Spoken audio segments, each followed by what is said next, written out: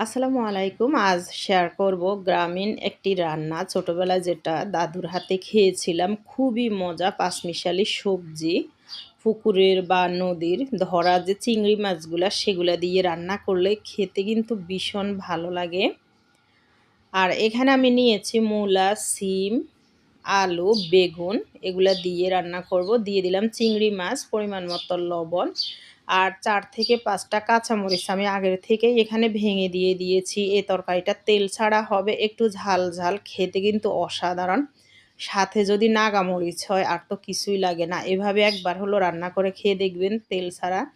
গ্রামীণ নোয়াখালীর বিখ্যাত এই তরকারিটা। এখন এখানে মরিচের গুঁড়া দিয়ে দিয়েছিলাম ১.৫ চামচ, হলুদের গুঁড়া 1/2 চামচ, একটা পেঁয়াজ কুচি আর ১ চামচ দিয়ে দিব এখানে রসুন বাটা। রসুন বাটাটা অবশ্যই দেওয়ার চেষ্টা করবেন, কারণ এখানে কোনো মশলাটা আমরা কষাইনি। তো রসুনটা দিলেই সবজির ভিতরে খুব সুন্দর একটি ফ্লেভার আসে আর খেতেও অনেক ভালো লাগে। দিয়ে দিব পরিমাণ মতো নরমাল পানি, দিয়ে ভালোভাবে একটু মিশিয়ে চুলার আঁচটা হাই ফ্লেমে দিয়ে ঢাকনা খোলা অবস্থাতে ৫ থেকে ৬ মিনিটের মতো জাল করে নিব, যাতে করে মাছের মশলার কাঁচা গন্ধটা রসুনের চলে যায়। এই তো এখন আমি বেশ কিছু একটু পানি দিয়ে দিব, যাতে করে এটি ভালোভাবে সেদ্ধ হয়।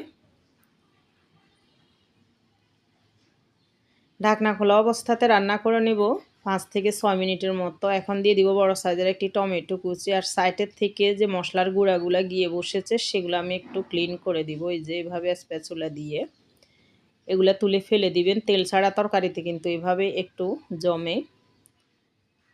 এখন ঢাকনা দিয়ে চুলার আঁচটা মিডিয়ামে রেখে আরও কয়েক মিনিট আমি রান্না করে নেব। আলুটা এর ভিতর অনেকখানি সেদ্ধ হয়ে গিয়েছে, আর ভিতরে যাতে ময় মশলার স্বাদ, ফ্লেভার সব কিছু যায়, সেজন্য ঢাকনা দিয়ে আরও মিডিয়াম আঁচে রান্না করে নেব ৩ থেকে ৪ মিনিটের মতো। এরপরে ঢাকনা খুলে আমি একটু ভেঙে দিব। বেগুনটা আর সিমটা ভাঙবো না, আলুটা একটু ভেঙে দিব, কারণ আলুটা ভেঙে দিলে ঝোলটা একটু ঘন হবে আর খেতে কিন্তু অসাধারণ লাগবে। এই সবজিটার ঝোলটা দিয়ে খেতে ভীষণ ভালো লাগে, সাথে যদি একটা নাগামরিচ হয় তাহলে তো আর কিছুই লাগবে না। এভাবে একবার হলেও নোয়াখালীর এই তেল ছাড়া বিখ্যাত সবজিটা রান্না করে খেয়ে দেখবেন। এখন তো বিচিওয়ালা শিমগুলা বাজারে অ্যাভেলেবেল পাওয়া যায়।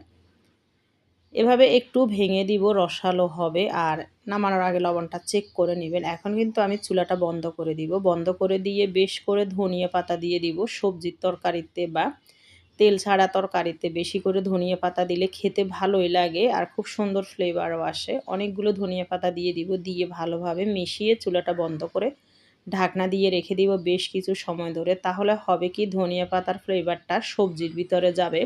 আর যে কোনো রান্না হয়ে গেলে চুলাটা বন্ধ করে চুলার থেকে নামিয়ে হলেও ঢাকনা দিয়ে কিছুক্ষণ রেখে দিবেন, তাহলে দমে থাকলে ভিতরে ময় মশলাগুলার স্বাদ, ফ্লেভার সবগুলো যায়। ভিডিওটি ভালো লাগলে ইউটিউব চ্যানেলটি সাবস্ক্রাইব করে দিবেন, ফেসবুক পেজ থেকে দেখে থাকলে পেজটি ফলো দিয়ে দিবেন। আল্লাহ হাফেজ, আসসালামু আলাইকুম।